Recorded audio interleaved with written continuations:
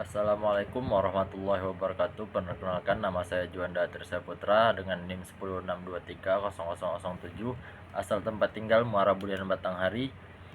Baiklah, di sini saya akan memaparkan sedikit materi dari program studi hukum pidana dengan dosen pengampuh, Bapak Muhammad Aiman SHMA karamallahu wajhah. Baiklah, materi di sini yang telah disampaikan oleh kelompok 1 kemarin, yaitu pengertian tentang hukum pidana tersebut. Dalam literatur telah banyak dijelaskan pengertian dan makna hukum pidana sebagai salah satu bidang dalam ilmu hukum. Pendefinisian hukum pidana harus dimaknai sesuai dengan sudut pandang yang terjadi sebagai acuannya. Pada prinsipnya, secara umum ada dua pengertian tentang hukum pidana, yaitu disebut dengan ius poenel dan ius punien. Ius poenel merupakan pengertian hukum pidana objektif. Hukum pidana ini dalam pengertian menurut Metzger adalah aturan-aturan hukum yang mengikat pada suatu perbuatan tertentu yang memenuhi syarat-syarat tertentu suatu akibat yang berupa pidana. Pada bagian lain, Simons merumuskan hukum pidana objektif sebagai semua tindakan-tindakan, keharusan atau gebot, dan larangan atau verbot yang dibuat oleh negara atau penguasa umum lainnya, yang kepada pelanggar ketentuan tersebut diancam derita khusus, yaitu pidana.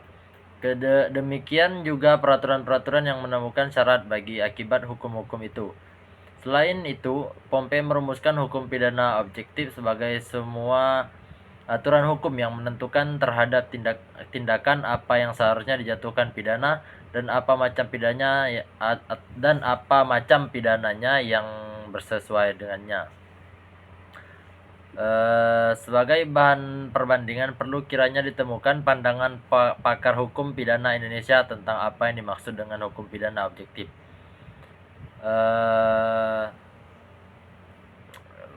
Kemudian sumber-sumber hukum pidana.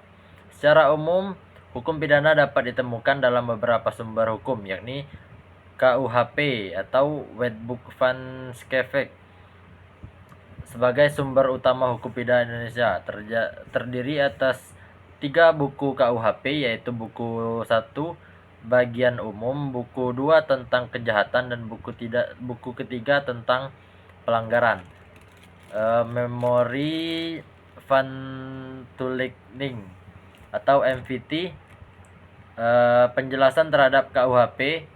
Penjelasan ini tidak seperti penjelasan dalam perundang-undangan Indonesia. Penjelasan ini disampaikan bersama rancangan KUHP pada Tweede Kamer atau Parlemen Belanda pada tahun 1881 dan diundangkan pada tahun 1980. Kemudian C. Sifat hukum pidana. Hukum publik adalah hukum yang mengatur kepentingan publik atau masyarakat umum. Apabila diperinci sifat hukum publik tersebut dalam hubungannya dengan hukum pidana, maka akan ditemukan ciri-ciri hukum publik sebagai berikut. A. Mengatur hubungan antar kepentingan negara atau masyarakat dengan orang per orang. B. Kedudukan penguasa negara adalah lebih tinggi dari orang per orang. C. Penuntutan seseorang yang telah melakukan sesuatu tindak pidana tidak bergantung kepada perorangan atau yang merugikan, melainkan pada umumnya negara atau penguasa wajib menuntut berdasarkan kewenangannya. Kebanyakan sarjana berpandang hukum pidana adalah hukum politik. Mereka diantaranya Simons, Pompey, Van Hemel, Van Schevenjik, Tresna, Van Hatum, dan Han Bingxiong. Hukum pidana merupakan bagian hukum yang bersifat publik karena mengatur hubungan antara masyarakat dan negara. Hal ini berbeda dari hukum perdata yang bersifat privat dan mengatur hubungan antara warga masyarakat satu dan warga masyarakat lainnya. D. Pembagian hukum pidana. Pembagian hukum pidana dilakukan dengan mempelajari atau mengamati syarat, hakikat, dan tujuan dari hukum itu sendiri, serta kepentingan manusia sebagai individu maupun insan bermasyarakat yang perlu dilindungi, dan lapangan ilmu pengetahuan hukum pidana. Pengelompokan dianggap penting sebagai bahan pengkajian hukum secara sistematis dan orientasi pada independensi keilmuan dan tidak kalah penting secara praktis adalah legalitas dalam penerapan hukumnya. Pembagian hukum pidana dapat dikelompokkan sebagai berikut. 1. Berdasarkan wilayah berlakunya. Pidana umum berlaku untuk seluruh wilayah Indonesia, KUHP dan undang-undang tersebar di luar KUHP. B. Hukum pidana lokal, yaitu Perda untuk daerah-daerah tertentu. 2. Berdasarkan bentuknya. Hukum pidana tertulis terdiri dari dua bentuk, yaitu hukum pidana yang dikodifikasikan, yaitu Kitab Undang-Undang Hukum Perdata atau KUHP, dan hukum pidana yang tidak dikodifikasikan, tindak pidana khusus yang diatur dalam undang-undang tersendiri, seperti UU Tindak Pidana Ekonomi, UU Pemberantasan Tindak Pidana Korupsi Uang, UU Kekerasan dalam Rumah Tangga, dan sebagainya. 3.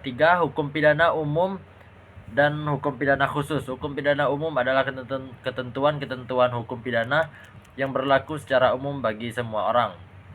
B. Hukum pidana khusus adalah ketentuan hukum pidana yang pengaturannya secara khusus, yang titik beratnya pada golongan tertentu atau suatu tindakan tertentu, seperti pemberantasan tindak pidana ekonomi, korupsi, khususnya meliputi tindak pidana desersi atau insubordinasi dalam tindak pidana di kalangan militer, dan acara penyelesaian perkara pidana in absentia, pembuktian terbalik dalam tindak pidana korupsi.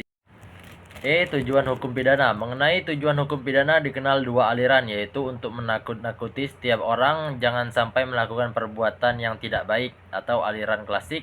2. Untuk mendidik orang yang telah pernah melakukan perbuatan tidak baik menjadi baik dan dapat diterima kembali dalam kehidupan lingkungannya atau aliran modern. Menurut aliran klasik, tujuan hukum pidana untuk melindungi individu dari kekuasaan penguasa atau negara. Sebaliknya, menurut aliran modern mengajarkan tujuan hukum pidana untuk melindungi masyarakat terhadap kejahatan. Dengan demikian, hukum pidana harus memerhatikan kejahatan dan keadaan penjahat.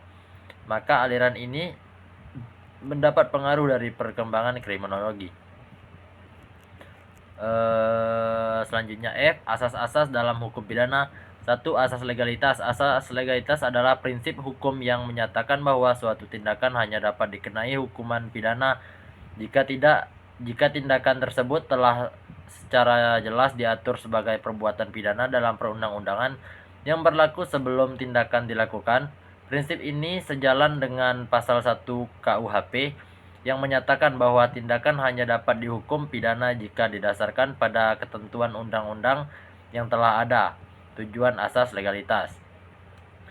Tujuan asas legalitas: 1. Melindungi hak asasi individu, menjamin pemerintah tidak menyalahgunakan kekuasaan dan melindungi hak-hak dasar individu dari penindasan. 2. Menegakkan keadilan, mengedepankan sistem hukum yang adil di mana semua orang diperlakukan sama di mata hukum tanpa diskriminasi. 3. Memberikan kapasitas hukum mengatur batasan tindakan yang diperbolehkan dan dilarang sehingga individu dan masyarakat tahu apa yang diharapkan dari mereka.